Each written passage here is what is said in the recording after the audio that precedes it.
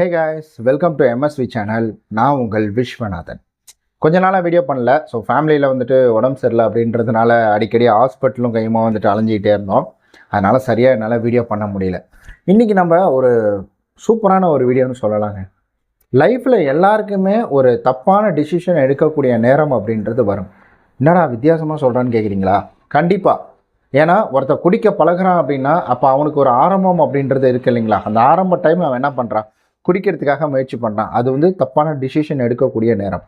அந்த டைமில் எல்லாருமே வந்துட்டு அதிலிருந்து வெளியில் வந்துடுறாங்களா, அது கிட்ட போகாமல் தள்ளி வந்துடுறாங்களா அப்படின்னு கேட்டிங்கன்னா கிடையாது. நிறைய பேர் அதில் போய் மாட்டிக்கிறாங்க. ஒருத்தர் 2 பேர் அதிலிருந்து தப்பிச்சு வந்துடுறாங்க. அந்த வகையில் நம்ம எல்லாருக்குமே பிடிச்ச ஃபேவரட் ஸ்டாரான டோனி ஸ்டார்க், அவர் பேர் வந்துட்டு வேற லெவல். அதை சொன்னாலே அயன்மேன் அப்படின்னு சொன்னாலே சும்மா தெறிக்க விடுவாங்க. அந்த அளவுக்கு பாப்புலர், அந்த அளவுக்கு வந்துட்டு பெரிய பணக்காரர், மிகப்பெரிய ஒரு செலிப்ரிட்டி, ஒரு ட்ரக் அடிக்ட், பயங்கர குடிகாரர். பல தடவை ஜெயிலுக்கு போயிட்டு வந்திருக்கிறாரு. 1 வருஷம் 2 வருஷம் ஜெயிலில் இருந்துட்டும் வந்திருக்கிறார். இப்படியாப்பட்ட இவருக்கு ஒரு காதல், அந்த காதலும் விட்டு போச்சு. அதுக்கப்புறம் இன்னொரு காதல் சேருது. அந்த காதல்னால அவருடைய வாழ்க்கை அப்படியே மாறுது. அப்படின்னா எப்படி எப்படி இருக்குது? சுவாரஸ்யமாக இருக்குல்ல? வீடியோ முழுமையாக பாருங்கள். ரொம்ப இன்ட்ரெஸ்டிங்காக இருக்கும், ரொம்ப சுவாரஸ்யமாக இருக்கும். வீடியோ ஸ்கிப் பண்ணாமல் பாருங்கள். லைஃப்பில் நம்ம எல்லாருமே நினச்சிட்ருக்கோம் ஒரு லக்கில் கிடச்சிரும், ஒரு ஃப்ளூக்கு, அப்பா பணக்காரரு, அப்பா கோடீஸ்வரர், அதில் வந்துடும் அப்படின்ற மாதிரி நம்ம நினச்சிட்ருக்கோம். இப்போ நடிகர் விஜய் எடுத்துக்கிட்டால் அவரு வந்துட்டு அப்பா டேரக்டர், அதனால் அவர் வந்து படத்துக்கு வந்தார், பெரிய ஸ்டார் ஆகிட்டார் அப்படின்னு நம்ம நினச்சிட்டு இருக்கோம். ஆனால் அதெல்லாம் கிடையாதுங்க. இங்கே எவ்வளோ பெரிய அப்பா ஸ்டாராக இருந்தாலும் சரி, எவ்வளோ பெரிய பக்காவான டேரக்டராக இருந்தாலும் சரி, அவங்களுடைய பசங்க எங்கே இருக்கிறாங்கன்னே தெரியாமல் இருக்கிறாங்க. 90s 80ஸ்லாம் வந்து கொடி கட்டி பறந்தவர் பாரதி ராஜா. அவருடைய பசங்க, அவருடைய பையன் வந்துட்டு பெருசாக பெரிய ஆக்டர் ஆகிட்டாரா, பெரிய வந்துட்டு ஸ்டார் ஆகிட்டாரா? கிடையாது. ஒரு நார்மலாக தான் இருக்கிறார் அவர்.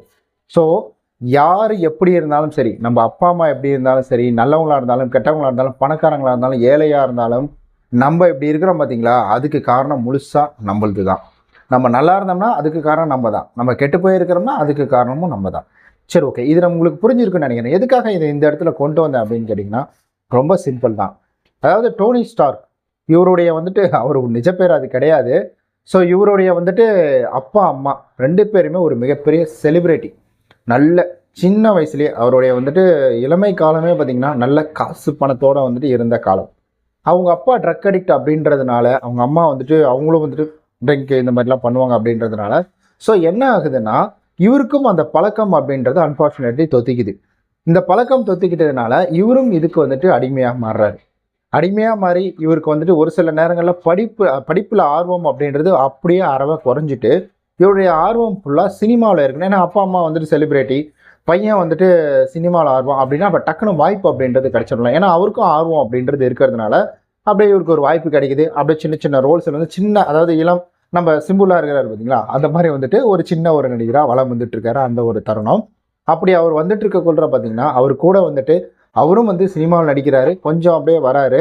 அப்புறம் அவர் கூடவே சேர்ந்து பார்த்தீங்கன்னா இந்த பழக்கங்கள், கெட்ட பழக்கங்கள் அப்படின்றது வருது. நான் தான் பெரிய ஆள், என்கிட்டலாம் நீ பார்த்து பேசணும், ஸ்கூலில் அடிதடி, இந்த மாதிரி விஷயங்கள் அப்படின்றதுக்குள்ளே வந்துட்டு இறங்க ஆரம்பிக்கிறார். இப்படியே நாட்கள் அப்படின்றது போகுது. இவருடைய பருவம் அப்படின்றது வருது. அந்த டைம்லையும் அவர் இப்படி தான் பண்ணிட்டு இருக்கிறார். அந்த டைமில் குடிக்கிறாரு, படம் நடிக்கிறாரு. படம் ஒரு சில படங்கள் பார்த்திங்கன்னா அட்டை ஃப்ளாப் ஆகுது. குடிச்சிட்டு எங்கேயாவது விழுந்து கிடப்பார், அரகுற துணியோடு விழுந்து கிடப்பார். அப்புறம் இவர் கூட்டந்து விடுவாங்க. இப்படியே வான் பண்ணி இவரை விட்டுக்கிட்டு இவர் என்ன பண்ணுறாங்கன்னா, ஒரு கட்டத்தில் இவர் நிறைய போதைக்கு அடிக்ட் ஆகிட்டு இவர் ஒரு சில வந்துட்டு செயல்கள் செஞ்சதுனால இவரை கூட்டு போய் வந்து அரெஸ்ட் பண்ணிடுறாங்க. இவருக்கு வந்துட்டு பட வாய்ப்பு கொடுத்து படத்தில் வந்துட்டு இருக்கக்கூடியவங்க, ஸோ அந்த டேரக்டர் இவங்கெல்லாம் போயிட்டு பொய் சொல்லி வந்துட்டு இவரை கூட்டிகிட்டு வருவாங்களாம். போலீஸ் ஸ்டேஷனில் போய்ட்டு இந்த மாதிரி கையெழுத்து போட்டு நாங்கள் பத்திரமா பார்த்துக்கிறாங்க அப்படின்ற மாதிரி சொல்லி ஜாமீன் கையெழுத்து போட்டு வந்து கூட்டிகிட்டு வருவாங்க. அந்த அளவுக்கு இது எந்த அளவுக்கு வந்துட்டு ஒரு உச்சத்தை தொட்டுது அப்படின்னு கேட்டிங்கன்னா, மக்கள் மத்தியில் இவர் ஒரு நல்ல நடிகர் அப்படின்றதும் இருக்குது. அண்ட் அதே போல் இவர் எங்கெங்கெல்லாம் குடிச்சிட்டு விழுறாரோ அந்தந்த இடங்கள் எல்லாத்துலேயுமே ஒரு பத்திரிகைக்காரங்களை விட்டு ஃபோட்டோ எடுத்து இவருடைய பேரை நாரடிக்கிற அளவுக்கு ஒரு கட்டத்தில் இவர் படம் அப்படின்றத ரிலீஸ் பண்ணால் நிறைய பேர் இந்த படத்தெல்லாம் பார்க்குறாங்க அப்படின்ற ஒரு எண்ணம் அப்படின்றது மக்கள் மனசில் வந்துருச்சு. இவங்களுக்கும் வந்துட்டு தெரியுது, இவர் வச்சு படம் பண்ணால் நல்லா பணம் சம்பாதிக்கலாம் அப்படின்ற மாதிரி. ஆனால் பிரச்சனை என்னென்னா, இங்கே வரமாட்டேன்றார். இவர் குடிச்சிக்கிட்டு இருக்கிறார், வந்தாலும் வந்துட்டு சரியாக நடிக்க மாட்டேன்றார். அந்த டைமில் இவருக்கு ஒரு காதல் வருது. அந்த காதல் வர நேரத்தில் இவர் வழக்கம் போல் அடி, ட்ரிங்க்கு, குடிக்கிறது போகிறது அப்படின்னு சொல்லிட்டு வாழ்க்கை இப்படியே போயிட்டுருக்கு. அப்புறம் அரெஸ்ட் ஆகிடுறாரு. அரெஸ்ட் ஆனவுடனே அந்த பொண்ணு வந்துட்டு விட்டுட்டு போயிடுது. விட்டுட்டு போனதுக்கப்புறம் இவருடைய வாழ்க்கையை பார்த்திங்கன்னா ரொம்ப சோகமாக இருக்குது. உள்ளே போயிட்டு வந்து இவர் திருந்தினாருன்னா கேட்டிங்கன்னா கிடையாது. ஆனால் இவர் எவ்வளோ கட்டங்களில் முயற்சி செஞ்சுருக்கிறாரு. ஆனால் அந்த முயற்சி எல்லாமே பார்த்திங்கன்னா தோல்வியில் தான் முடியுது. அந்த ஒரு சமயத்தில் தான் இவருக்கு காதல் அப்படின்றது ஒரு மலருது. ஒரு காதல் அது இப்போ வரைக்கும் இருக்குது. அவர் கூட இப்போ வரைக்கும் எப்போவுமே இருக்கும். அவர் எப்போவுமே சரி, நீங்கள் வந்துட்டு டோனி ஸ்டார்க்கை பார்த்தீங்கன்னா அவர் நியூஸில் கூட என்னுடைய மனைவி கொடுத்த இடம் தான் இது, என்னுடைய மனைவினால தான் நான் இந்த இடத்துல இருக்கிறேன், ஸோ இதெல்லாமே அவங்களுக்கு தான் போகணும் அப்படின்ற மாதிரி ரொம்ப வந்து வெளிப்படையாக பேசக்கூடிய ஒரு நபராக இருப்பார். அப்படி அவர் வந்துட்டு ஒவ்வொரு இடத்துலையும் சொல்லக்கூடிய நபர். அந்த அளவுக்கு வர்றதுக்கு காரணம் என்னென்னா அவங்க தான். ஸோ இப்படி வந்துட்டு நம்ம சுவாரஸ்யமாக இதுதான் இன்ட்ரெஸ்டிங்கான விஷயம் அப்படின்னு சொல்லணும். இந்த தருணம் போயிட்டு இருக்கக்குள்ள இப்படி இவர் குடிக்கிறாரு, இப்போ வெளியில் வந்துட்டாரு, நல்ல ஒரு காதல் இப்போ இருக்கக்கூடிய மனைவி கூட வந்துட்டு காதல் வசப்படுறாரு. இப்போ அவங்க என்ன பண்ணுறாங்கன்னா, நீ குடிச்சின்னா நான் அவங்க கூட இருக்க மாட்டேன் அப்படின்னு சொல்லிட்டு இவர் வந்து வார்ன் பண்ணுறாங்க. இவரும் அந்த இடத்துல இவங்க ஏன்னா எல்லாருமே உதறி தள்ளிட்டு போயிட்டாங்க. அப்படி இருக்கிற ஒரு தருணத்தில் இவர் வந்துட்டு என்ன யோசிக்கிறாருன்னா, இதுக்கு மேலே நம்ம இதை வச்சுக்கக்கூடாது, இந்த குடியிலேருந்து வெளியில் வரணும், அதுக்கு நம்ம படம் நடிக்கணும் அப்படின்ற ஒரு எண்ணம். ஆனால் இவர் ஷூட்டிங்க்கு வரமாட்டார், குடிச்சிட்டு சுற்றிட்டு இருப்பார். வந்தாலும் அங்கேயும் குடிச்சிடுவார், இல்லை போலீஸ் பிடிச்சிட்டு போயிடுவாங்க. இப்போ அவங்க போய் ஜாமீன் அப்படின்றது கூப்பிட்டு வரும். யார் இவரை வச்சு படம் எடுப்பாங்க? நல்லா யோசிச்சு பாருங்களேன். கண்டிப்பாக வந்துட்டு எடுக்க மாட்டாங்க. ஸோ அப்படி இவர் வந்து சோகமாக இருந்து ஒரு டைம் குடிக்க போகிறாரு. அந்த டைமில் மனைவி சொல்கிறாங்க, முயற்சி செய்யுங்க, கண்டிப்பாக கிடைக்கும் அப்படின்னு சொல்லிட்டு. அதுக்கப்புறம் வந்துட்டு இவருக்கு ஒரு அழைப்பு வருது. இதில் இன்னொரு முக்கியமான விஷயம் என்னென்னா, இந்த உலகத்தில் எல்லா விஷயங்களுக்கும் ஒரு லூப் இருக்கும். அதாவது ஒரு மனிதர்களை சார்ந்த இன்னொரு மனிதர்கள் இருப்பாங்க. நம்ம வளர்ந்தோம்னா நம்ம கூட சேர்ந்து வளரக்கூடியவங்க நிறைய பேர் இருப்பாங்க. நம்ம தாழ்ந்தோம்னா நம்ம கூட சேர்ந்து நிறைய பேர் வந்துட்டு தாழக்கூடியவங்களும் வந்துட்டு இருப்பாங்க. அந்த வகையில் இப்போ நம்ம பார்த்துட்டு இருக்கோம் பார்த்தீங்களா, மார்வல்னு கொடிக்கட்டி பறந்துட்டு இருக்கக்கூடிய மார்வலில் அவங்களுக்கு பெருசாக படம் எதுவும் ஓடாததுனால இதுதான் வந்துட்டு லாஸ்ட் டைமு, அதாவது அயன்மேன் படம் எடுக்க போகிறாங்க, இதுதான் லாஸ்ட் டைம் அப்படின்ற ஒரு தருணம். இப்போ இந்த படம் ஒழுங்காக ஓடலைன்னா மார்வலை இழுத்து மூடிட்டு மார்வாடி கடைக்கு தான் போகணும் அப்படின்ற ஒரு நிலைமையே வந்துருச்சு அவங்களுக்கு. அப்போ அவங்க அந்த ஹாப்பின்னு சொல்லிட்டு அயன்மேனில் ஒருத்தர் சுற்றிட்டு இருப்பார் பார்த்தீங்களா, அயன்மேன் ஃபஸ்ட்டு பார்ட்லேருந்தே சுற்றிட்டு இருப்பார். அதாவது இவருக்கு வந்து அசிஸ்டண்ட்டாக சுற்றிட்டு இருப்பார் நம்ம டோனி ஸ்டார்க்குக்கு. அவர் அசிஸ்டண்ட்டாக இருக்கிறவர் தாங்க அந்த இதோட டேரக்டரு, அயன்மேனோட டேரக்டரு. அப்போ தான் எனக்கு தெரியும், நான் இதெல்லாம் பார்க்கக்குள்ளே படிக்கக்குள்ளே தான் நான் தெரிஞ்சுக்கிட்டானே, அட்டப்பாய் நீயா அந்த மனுஷன் அப்படின்ற மாதிரி இருந்துச்சு.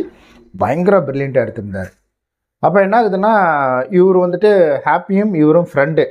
இப்போ மார்வலுக்கு ஃபைனல் டிசிஷன் மாதிரி ஃபைனல். இதுக்கப்புறம் வந்துட்டு அவங்க படம் சின்னதாக இந்த படம் தோல்வி அடைஞ்சிச்சு, அயன்மேன் எடுக்கலான்னு முடிவு பண்ணுறாங்க. ஏன்னா ஃபஸ்ட்டெல்லாம் இது காமிக்ஸில் தானே வந்துச்சு, அதனால் அதை வச்சு அயன்மேன் எடுக்கலான்னு முடிவு பண்ணுறாங்க. அப்போ வந்துட்டு இவர் ஹாப்பி இருக்கிறார் பார்த்தீங்களா, ஹாப்பி வந்துட்டு இல்லை, இந்த படத்தில் டோனி ஸ்டார்க் நடிச்சே ஆகணும் அப்படின்ற ஒரு விஷயத்த கொண்டு வராரு.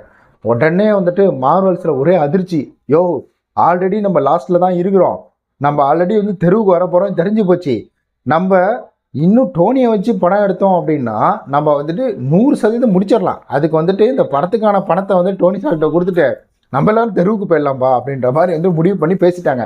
வாய்ப்பே கிடையாது, டோனி ஸ்டார்க் இதில் நடிக்கவே கூடாது, அவரெல்லாம் நடிக்க வைக்க முடியாது, ஏன்பா என்னப்பா பேசுகிற நீ, அவன் குடிச்சிட்டு சுற்றிட்டு இருக்கிற அந்தாலும் எப்படிப்பா நீ இது பண்ண முடியும் அப்படின்னு சொல்லி கேட்க. அப்போ இவர் ஹாப்பி என்ன பண்ணிட்டாரு, நீங்கள் அவரை நடிக்க வச்சாதான் நான் பண்ணுவேன், இல்லைன்னா நான் வரவே மாட்டேன் அப்படின்ட்டார். நட்பு பாருங்கள். அப்புறம் இவர் வந்துட்டு இது போய் மார்வல் எல்லாமே போய் பேசுகிறாங்க, அவங்களுக்குள்ளே வந்துட்டு டிஸ்கஸ் பண்ணிட்டு பேசிட்டு யோசிக்கிறாங்க என்ன பண்ணலாம் எது பண்ணலான்னு யோசிக்கிறாங்க. ஓகே, ஒரு ஆடிஷன் வச்சு பார்ப்போம், எப்படி இருக்குன்னு பார்த்துட்டு அதுக்கப்புறம் நம்ம முடிவு பண்ணிக்கலாம் அப்படின்னு சொல்லிட்டு அவங்க என்ன பண்ணுறாங்கன்னா மார்வல்ஸ் ஆடிஷனுக்காக கூப்பிட்றாங்க. டோனி ஸ்டார்க்கு வந்துட்டு ஹாப்பி கால் பண்ணி பேசிட்டு இது போல் இந்த மாதிரி வந்துரு, கரெக்டாக பண்ணி கொடுத்துரு அப்படின்ற மாதிரி ஒரு விஷயத்த சொல்கிறாரு. நான் பார்த்துக்கிறேன், எனக்கு இது ஒரு ஃபைனல் சான்ஸாக நான் நினச்சி நான் வரேன் அப்படின்னு அவர் சொல்லிவிட்டு அந்த இடத்துக்கு வராரு.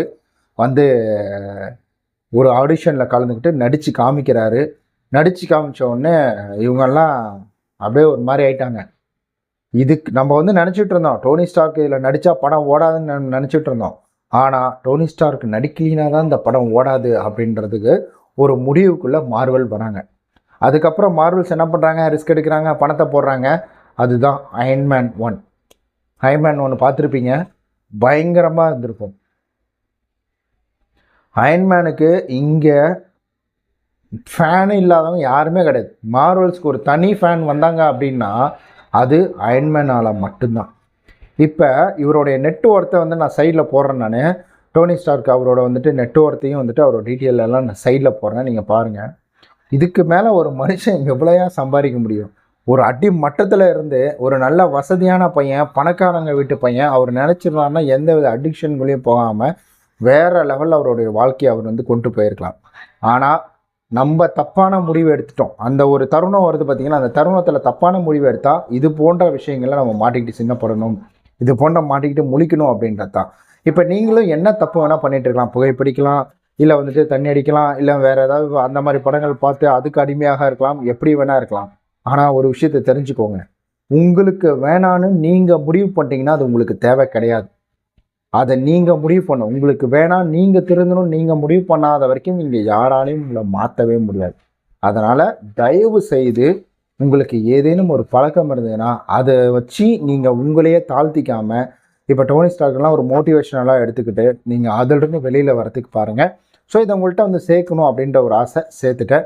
ஸோ என்னுடைய வந்துட்டு கடமை முடிஞ்சிருச்சு. உங்களுடைய கடமை என்னென்னா ஒரு சப்ஸ்கிரைபை கொஞ்சம் தட்டி விட்டு போயிடுங்க. அது உங்களுடைய கடமை. நான் கொஞ்சம் ஹாப்பியாக இருப்பேன். இந்த ஹாப்பிக்கு ஒரு ஹாப்பியான ஒரு நன்றி. ஏன்னா அவர் மட்டும் டோனி ஸ்டார்க்கை கூப்பிடலைன்னா வேறு யாராவது நடித்து மொக்கையாக போயிட்டு இருந்ததுன்னா இந்த மாதிரி நம்மளாம் என்ஜாய் பண்ணி மார்வலை பார்த்துருப்போம்மா. ஓகே நண்பர்களே, நம்ம நாளைக்கு இது போல் நல்லா சூப்பரான வீடியோ சொல்லிக்கலாம். பாய்.